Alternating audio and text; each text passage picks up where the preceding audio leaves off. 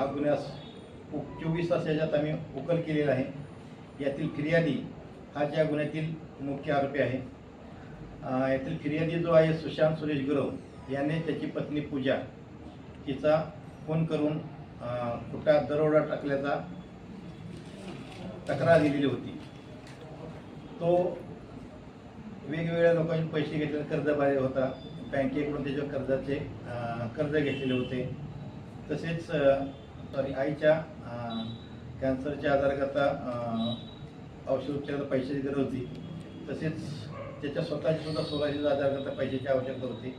त्याकरता तो त्याच्या पत्नीला त्याच्या सोन्याच्या दागिने आपण गहाण ठेवून पैसे काढून बँकेत आणि लोकांचे उधार घेतलेले पैसे आपण फेडूया असे सांगत होते। परंतु त्या पत्नीने यापूर्वी सुद्धा अशाच त्याच्या जो वडिलांच्या आजारपणामध्ये सोने गहाण पैसे काढले होते तर आणि परत ते सोडवले होते। परंतु आता तो त्याची पत्नी त्याला ती मान्यता देत नव्हती आणि तो कर्जबाजार झाला, त्याला कुठलाही पर्याय नव्हता।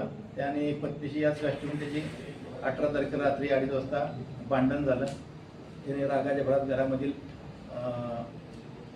हत्याराने फावड्यासारख्या हत्याराने त्याच्या डोक्यावरती वार करून गंभीर जखमी करून तिचा खून केलेला आहे। उद्धार, विकास आणि प्रगतीचा आसमंत अनंत फाउंडेशन, कोल्हापूर।